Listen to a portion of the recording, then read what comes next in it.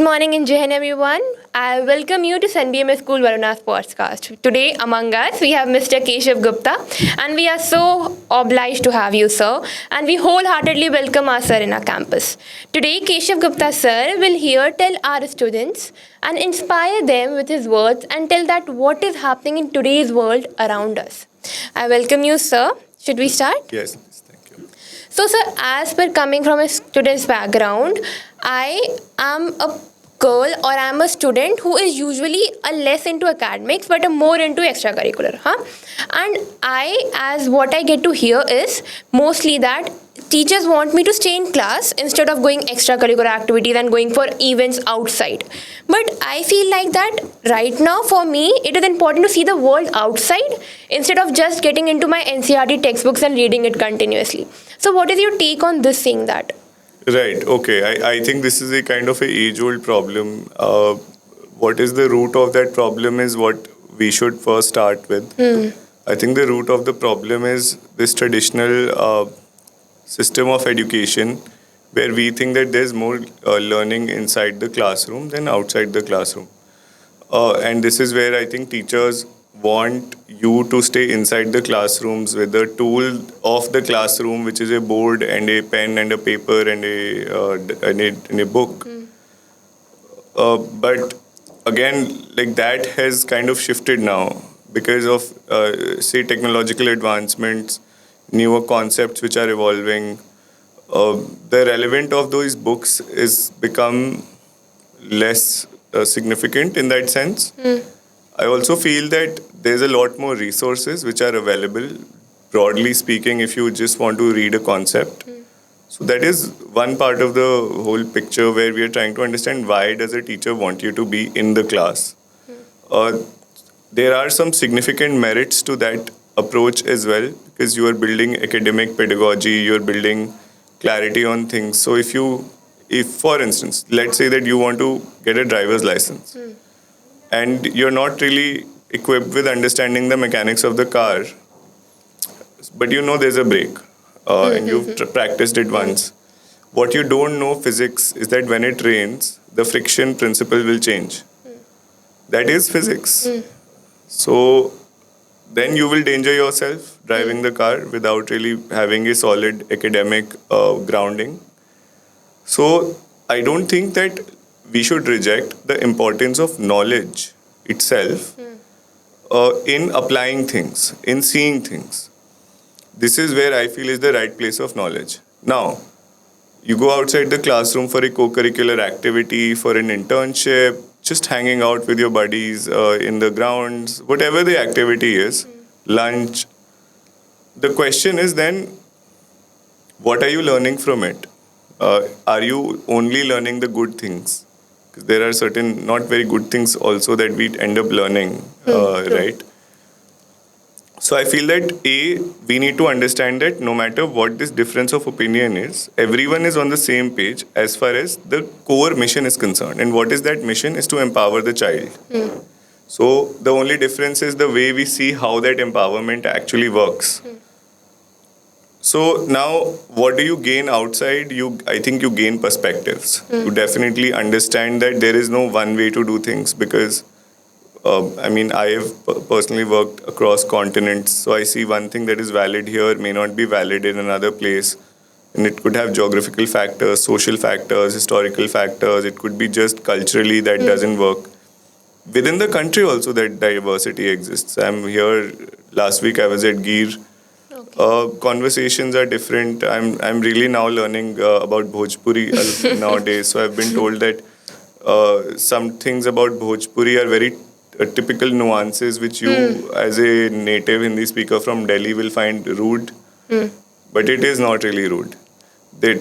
So now if I don't have that knowledge and I will get easily offended, right? Yes, actually. So I think education gives you the right tools and knowledge in which you can contextualize the world. Right. What I would like to tell parents is that many times the knowledge we receive in books are essentially descriptions of real things. But if we shut ourselves to the real thing simply for the book, then there is a problem. Because what you are negating is the physics in the football field while asking somebody to learn about the physics in a textbook. And that is where we have to remember that Newton first saw the apple fall, not the book on gravity. So, all these academic concepts are descriptions and documentation of what exists. If we stop respecting and carefully looking into nature, I mean, and this is something Einstein also said. He said that look deep into nature and you will understand everything. So I think parents, teachers, we should all have that recognition and then work towards building the sensitivity with the child so that whether they read a book on physics or they see a bird in flight, they are able to see the bird in the book and they're able to see the physics in the bird. And that is where you have a more holistic view of how education functions. Yeah. Definitely, sir. Yes. It was so true. As a student, I too, I gave my boards of 10th, but I too needed that I could connect my words in the textbook to the real life. Like if I'm studying physics, if I'm learning how a water falls from a waterfall, I wanted to connect it. But that is something we are definitely lagging, but that was a very solid point. And you know, like innovation and creativity can only be done when you understand the foundational functions of how elements of nature the work. basic things. So if you know the water is flowing from here to here, can you only manipulate it through some mechanism? Maybe you can manipulate it through a motor and create hydroelectricity with that. But if you don't understand the force of water, which means you may want to just go to the ghat here and just see the force of water, only then will you be able to truly see something beyond the formula that you're trying to do through rote learning. And I think that calls for a need for revision of the whole education system from a teacher's perspective as well. It requires you to then not have the physics exam graded on a theoretical basis only. Actually. And if we go back to our Gurukul systems, the way the assessments took place was through tasks. So Shivji gave Ganesh and Kartikeya a task, not a question paper to fill. He said, like, go take a round of the world. And that task had a more holistic outcome to be documented from it, to be learned from it. Not the paper on what is reality, is it your parents, or what is creation, is it this outer you see or your parents, right? In Buddhist education philosophies, there are debates and discourses that are happening. In the highest forms of education, you finally have a thesis defense for a PhD as well. So I think we need to see that these systems have existed all around us. But what we are now doing is what we call as a industrial way of education, which is meant to create workers whose input and output you can observe. That if I have put X amount of iron, that is my lesson, then this should be my outcome. But education is not about that. So anyone who's telling you data-driven decision-making is not the leader of the domain. Because the leader of the domain is deciding things the way they want to. Whether it's Mukesh Bhai in business, or it is Elon Musk in space, or it is somebody like Modi ji who turned the whole political landscape around. So remember that people who set the trends know that data is simply the past. Their eye is on the future. So now it depends. Do you want to be the industrial worker for which this education system is built? Input, output, input, output. And the problem with that is that depending on your boundary of the output, I can decide how much your growth is. That in grade 7, this is how much you can grow because the exam is still there. So if somebody wants to really control your growth trajectory, they can say, this is the question paper, easy one. You get 100 on 100, you're happy, your parent is happy, your teacher is happy, the school is happy. But at 14, Akbar was already ruling the country. Shivaji was already fighting battles. Fighting the battles. So who has limited the potential? The curriculum, the policy? The system has. And who is partnering with them to fulfill that? You being proud of your 90%. Because you shouldn't be at 90%. The world requires us to be at 900% right now than what we are supposed to know. The competition nowadays requires us to be more than 90%. No, the competition is with climate change. It is not with the next student. Because remember that the flood will not look at your mark sheet before drowning you. The flood will not ask your caste or your religion before destroying your house. Nature does not discriminate in giving its abundance as well as its destruction. So remember, the competition is not with each other. Why are you competing against your own citizens when you have to take this country forward? Do you understand? Yes, sir. It is precisely because of this individualistic idea that the brain drain in the country is happening, where now your idea of winning is SATs, 2400, whatever in SATs, MIT, and then just stay there. So who has lost in your winning? We. Jai Hind. Jai Hind. The nation The has nation lost has in your lost. competition. So I think that this fragmented and individualistic view of education is precisely why the best thing somebody thinks that can happen for them after 12th grade is for them to leave the country. And that is what is shaping our mindsets, where everyone is happy but the society is failing.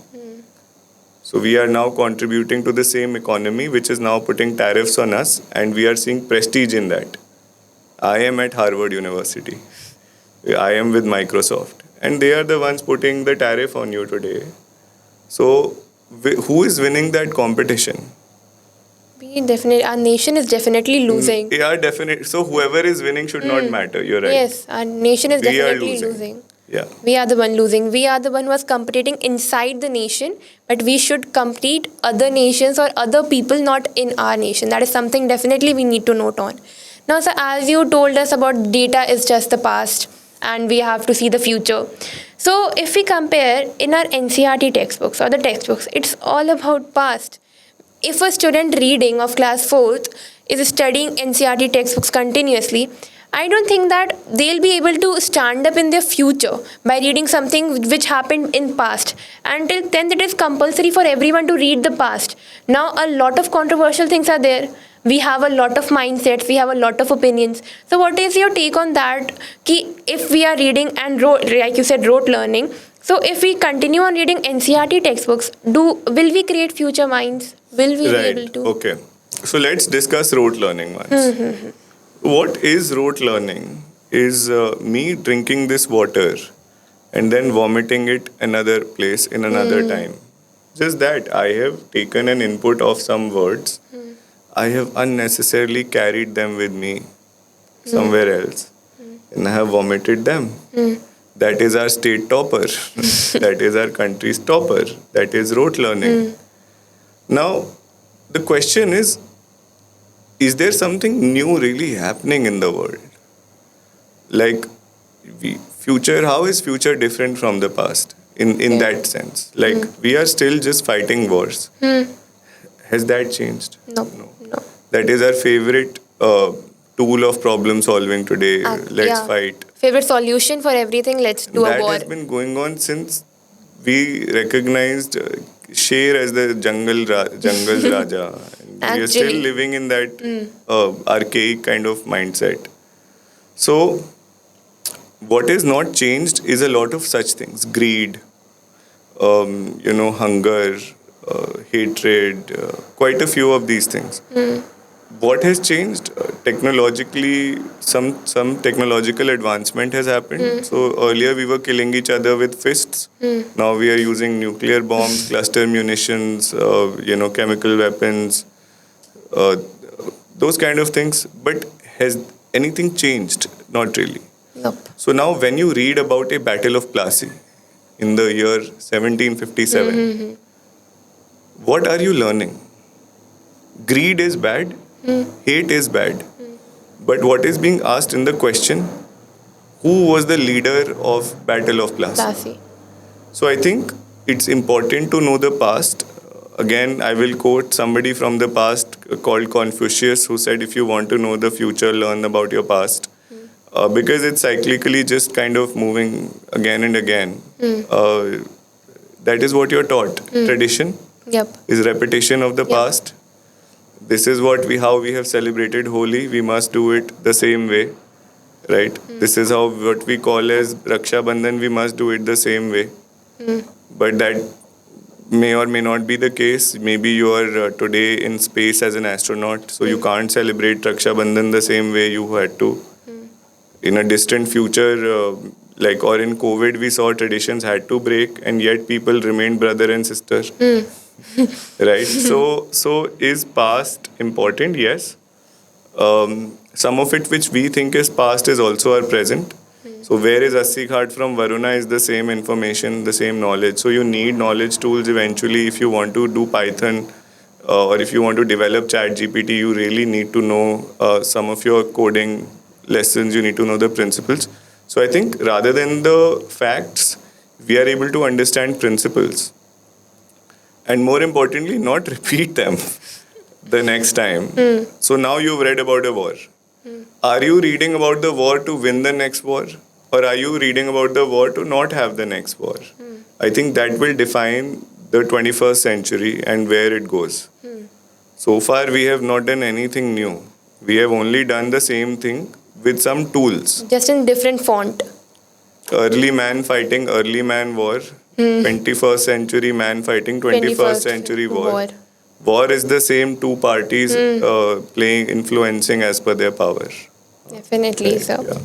So that was definitely a good take, because I just got to know that we are not teaching our students to how to not do and find a solution in a war, but we are just teaching them like rote learning, that this happened and that's all. Not anything moral is happening. Moral teachings are not there. That I'll is give definitely. you one example from my college days. I hope my professor forgives me for this. So I come from one of the leading institutions of the country for economics, and I joined my economics degree, and I went to the college, and our teacher would simply shut the door at 8:30, like with a bolted this thing that you can't enter at 8:31. And I started thinking that if she really knew economics, then she would know some kids are middle class families. They have to take a auto or a bus or a public transport, which is not certain. And some of my folks are coming in their private cars, so they can be at 8:30. So if you truly knew economics, this rule would be rather stupid. You would understand and be sensitive to the development context of the country. If you are a PhD in that, and yet your knowledge has not made you sensitive to the context, and you are still producing Oxford level master's candidates from Shahrukh studied from the same place I did. So what is the use of that PhD or economics if it doesn't make you a better human being? Because again, I will come back to it. Subjects are to serve humans. Humans are not to serve subjects. That Very is true. exactly Very well where said. we are today. Very well said. So that is the problem, that unless we use our education to become better human beings, that is the kind of ridiculous rules we will put as teachers without understanding the irony of it. Yeah. Very true. So this was very true. The sentence you quoted, that subject is not supposed to serve us, we are not supposed to serve the subject, which was very true. Sir, as per your profile, I got to know that you are into sustainable developments and everything, which is a wonderful thing. I recently went for a debate, and my motion for that debate was, we as a human are supposed to pay back our environment, our ecosystem, because of the things we are doing to it.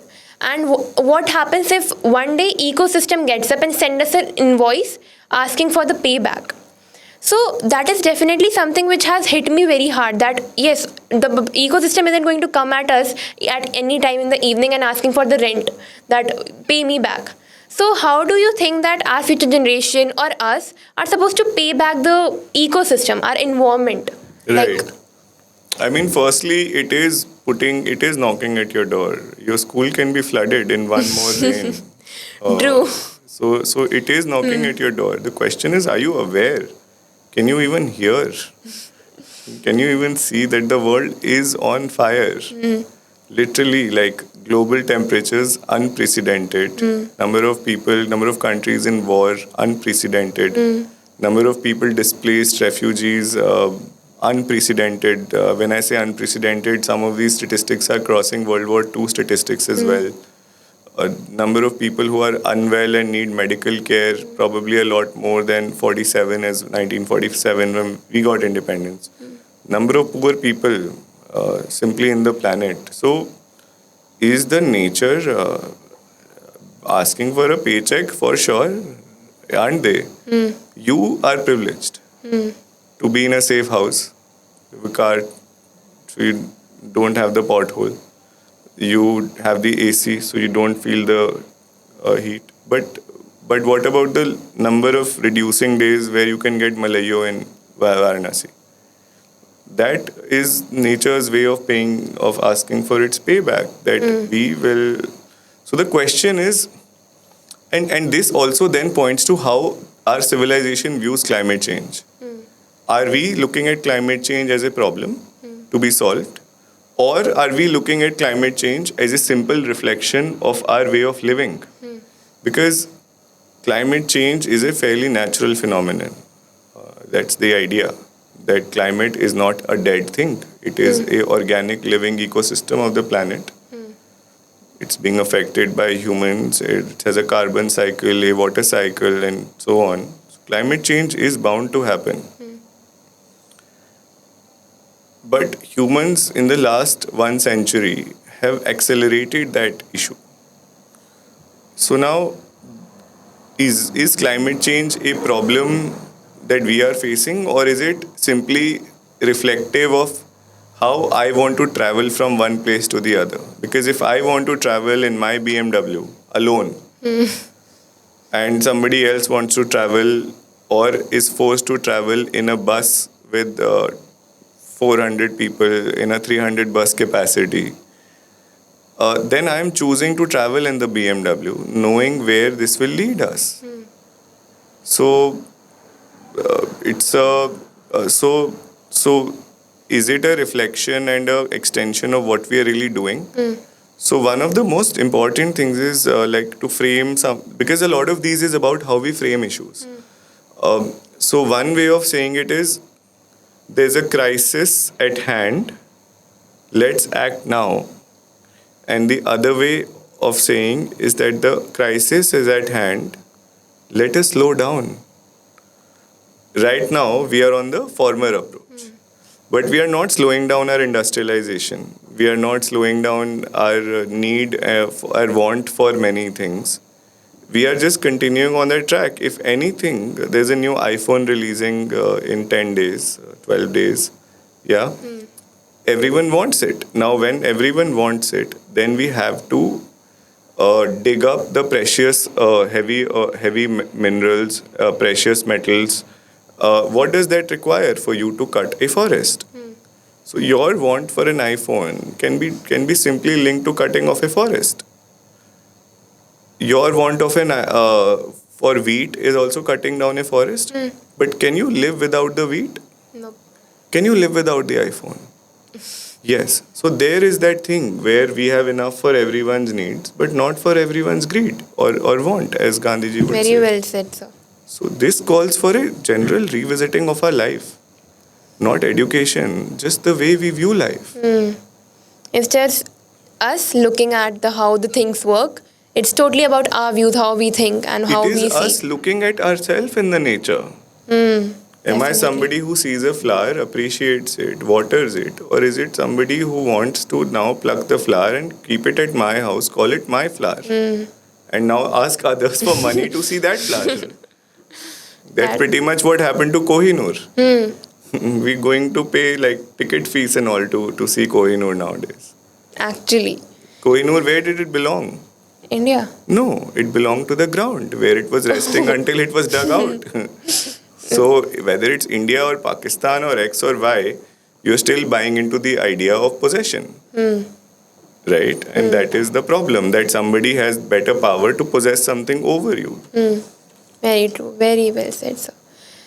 So you have led many workshops regarding all this sustainable development. You have went to very prestigious universities and wonderfully done many of the workshops. So what is the type of difference you have you have obviously traveled a lot of countries. There are diverse culture. You have met diverse types of people. What are the difference you basically see in them and understanding of their nature in sustainable development? What is the basic difference you feel? Okay. What is the basic difference? I think before we understand the basic difference, we should understand the basic commonality. The basic commonality is everyone gets hungry. Everyone wants attention. Everyone wants companionship. Everyone has a big ego. True. Everyone has dreams and aspirations. And everyone feels bad when they're shouted at. I don't think that changes really.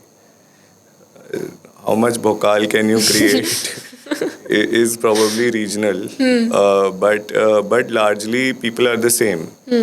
You'll see that you're nice to somebody, they 90% of the times they will be nice to you, whether with whichever country you're in. You do something good for somebody without your own selfish greed, they will forever be grateful to you.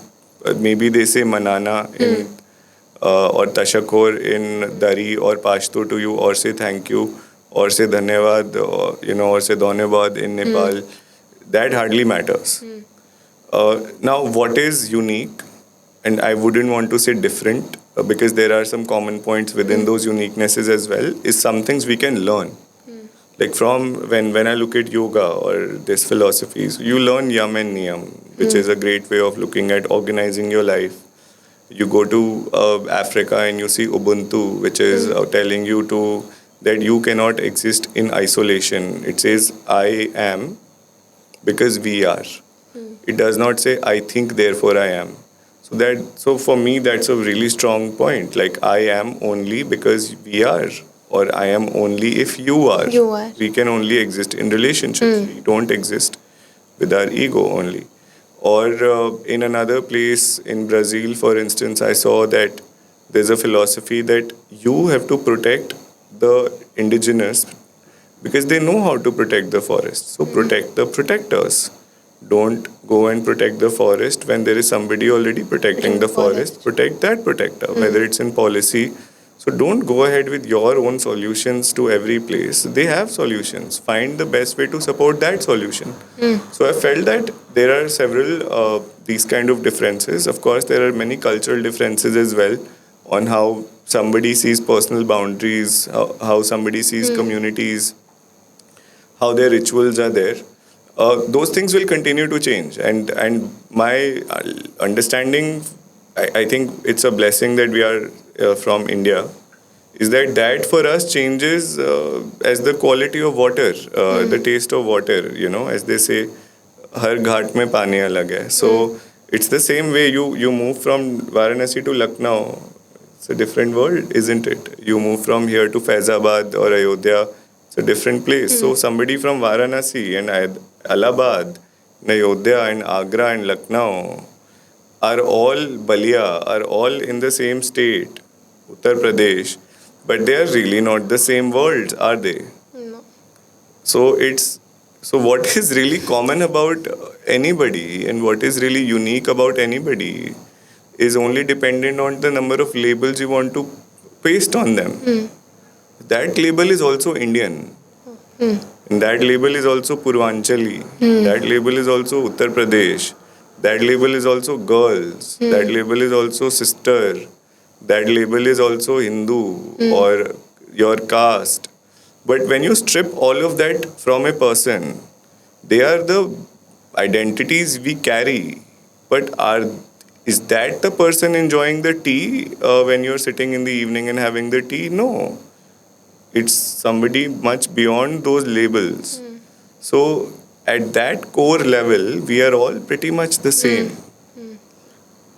At a scientific level, are we simply not atoms We definitely are. and just arrangement of atoms?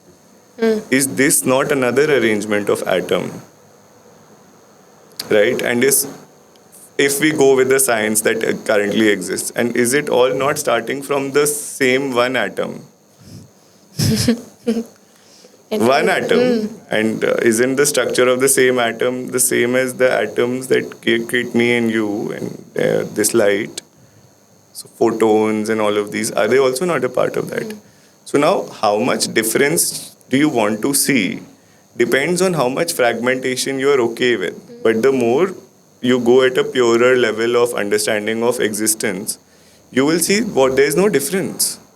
It is all one ecosystem. So this means that a tree which is giving you oxygen, which you are dependent on, is also dependent on you for carbon dioxide that is vital for its own process.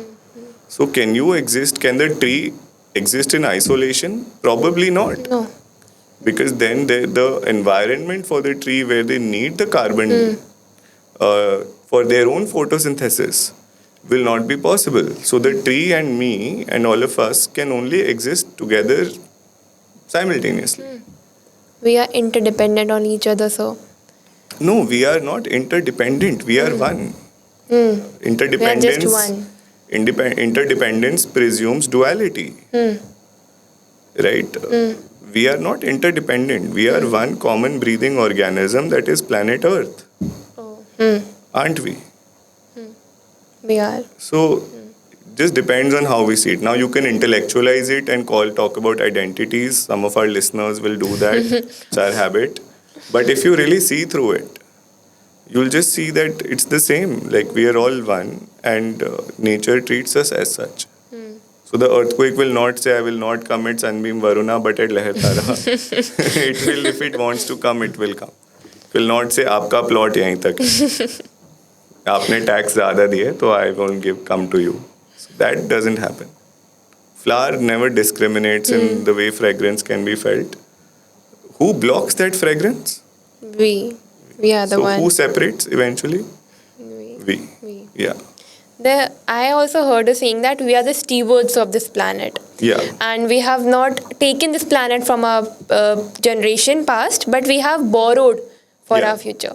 That is definitely something I'm relating to, because as a young generation and as I'll be going ahead, this is something I'll definitely keep in my mind. Because something for me that, as you said, that we have to pluck a flower, then we keep the flower, and then that belongingness is something which we are lagging a lot. The belongingness to our environment, to our ecosystem, that is something we are definitely lagging on. Yeah. So you have obviously visited a lot of places, you have met a lot of people, but what is one thing which you would like to tell us, our generation, our age people, regarding us and our future and our system according to us? What is one message you would like to give it? I think to us? your generation, my generation, X generation, Y generation, it's all myths. In a real world, everyone is one generation. Because again, like, you see the fragmentation in your statement now. What is our generation? Like, what is our generation? Is somebody else feeling the same? Are they adults living in a different world? No. No. If anything, they have an added layer of backaches, you ask sir later on, or shoulder aches and body aches and taxation headaches. So if you think that the adults have it easy, the adults are very happy to give you the place and chill out, very simply. So don't always think that it's something where your generation is up against another generation, or for your generation to take lead, some generation has to step aside. Remember, and have you read The Little Prince? It's a very beautiful book. And it starts with this, right? That remember, all of us were children once. Only a few of us remember, so although a few of us forget that. So, are they not the children as well? Like, who feel the same pain and so on? So, yeah, like that's one part. But yeah, to a class of people who are in schools right now, in universities, who you are calling your generation. Gen Because Z. I'm not thinking a sixth grader thinks you are the same generation. No, they are another generation for us. We are Gen Z. Yeah. Whatever, X, Y, Z, A, B, C, Alpha, Beta, Gamma, it's the same. But what I can say is that remember that you can either see the world as chaotic if you keep seeing it from your experiences, or you can see all this that is happening in the world as an opportunity to serve. In that opportunity to serve lies the opportunity to be an entrepreneur, to be a scientist, to be a sports person, to be an artist, to be anyone you possibly want to be. So, can you see the opportunity where others see chaos?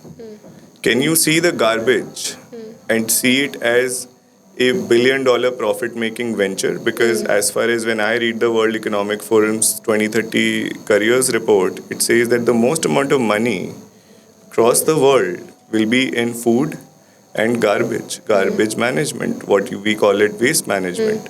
So somebody who is visionary will see a piece of land, empty land, and will see a resort or a school or a sanctuary for animals, whatever they see. That is their vision. So I would say envision things for yourselves, right? Observe things. Have your own authentic thinking around things. Be very well informed. Read as much as possible. Be responsible around your research. Be ethical about it. But learn to trust yourself. One of the most important things that has helped me succeed is just the ability to trust myself when the moment actually matters. Because that has helped me survive terrorist attacks in Afghanistan. That has helped me contribute to an active earthquake zone. It has helped me understand how to work with South African young leaders to empower them. It helps me understand how to better fit in Purvanchal this week, Ajmer next week, Gujarat the previous week. And once you're able to give up your own identities, hang-ups, and discomforts, you will see that the world is waiting for your leadership, because the world is still trapped in the same little issues that I am wearing green, I'm not wearing this, I'm not wearing that. So if I wear green, you wear green, we are friends. If there is a Sunbeam logo here, then we are friends. If we are Purvanchali, if we are Shukla, both we will be friends. But the reality is, these are all labels. Are you born with any of that? No. Not really. So these are labels that are given to you. Given to us by So when you society. meet some others, see those labels, keep them aside. Know the human being you're with, not as their labels, because what are the questions you ask when you meet somebody? What is your name? What is your caste? identity one? What is your identity two? What is your identity three? What is your identity four? And now you will take your stereotypes and understanding of that identity, and you will create the picture of the person, the portrait of the person. And that portrait is anything but the reality. It is just a set of ideas that you have based on that identity and your understanding of that identity. So, what is my message to young people? Know yourself. Remember that the others are also human beings like you. They also have the same sensitivity as you do. And the more you will open yourself to others, is the more others will open themselves to you. So rather than simply saying adults don't take us seriously, ask yourself, do you take yourself seriously? If you take yourself seriously, does your best friend take you seriously? If you can't get the leadership of these 5 folks around you, why will a principal or a teacher give you the leadership? And the day you become the responsible adult in your thinking, the world wants those people. So don't think that the system is against you. The system is waiting for you to realize the goodness in you, the potential in you. And your teachers, your principal, your parents, I think the one thing they can do is remind you when you forget. In the middle of the physics exam, when you're forgetting that, they should remind you. Because one man who was a young guy who was reminded about his capabilities won the entire war for Ram. So Hanuman had to be reminded that, dude, this is who you are. Like, what is wrong with you? Why are you limiting yourself? You can do this in one leap. And I think that is where our role as educators, as the dais, as I feel principals should lie, to remind young people in these highly complex, overwhelming, crisis-filled world that you are the world, right? You are the world. You create your own startup. You create your own world. You create your own influencers page on Instagram. That is your world, also. So it is again not the other way around, right? It is not some separation from the world and you as generations. It is you. And just, I think my message to everyone is you can't, like one thing I see nowadays is students have given up on their own selves, their own dreams. They're trying to fit into templates. There are big conferences which promote the templates, what we call as counseling sometimes as well. But who are you? What do you want? Because any template can only be a repetition of what has been. But are you that? No, you were freshly manufactured by your mother, weren't you? With your own peculiarities, with your own goodnesses and deficiencies. So stop fitting in patterns, stop fitting in templates, because if you do that, then you are not the next leader. For you to be the next leader, you have to give up the pattern. You have to give up the template, whether it's Rani Lakshmibai or it's Draupadi Murmu ji, President of India, or it is Mr. Modi ji, or it is Rahul Gandhi, anyone it is. If you do the same path that everyone has crossed, then you are just another person, which is also not bad. But if you want to make your mark, then first master these paths and then create your own. Right now, we are refusing to master the path itself. Because all of what I'm telling you, I can tell you after I have done all of this. But if I were an 18-year-old giving this gyan to you on an influencer page, don't take me seriously. Right? So you have to live the path to then talk about the path. Not the other way around. Not the other way around. Right now, what are we doing? We talk a path which we call aspiration. We try to live it. Then the day we feel discomfort, we walk out of it. We find some other idea more lucrative, we go towards that. Like I had friends in economics who wanted to be doctors, but just because they had good marks, they came to economics honors. And I was shocked. I said, "What, you wanted to be a doctor?" I said, "Yeah, but I was getting economics honors." I said, "So do you take everything you get? Or is it something you want?" So for young people today, there are so many entry points. College degrees have stopped mattering in many ways because your ideas can also take you forward. Several of these limitations and hierarchies have changed. So trust yourself. Only when you trust yourself as a scholar will others trust your knowledge. If you trust yourself as a driver, will others sit in your car. If you trust yourself as a cook, somebody else will trust to eat that.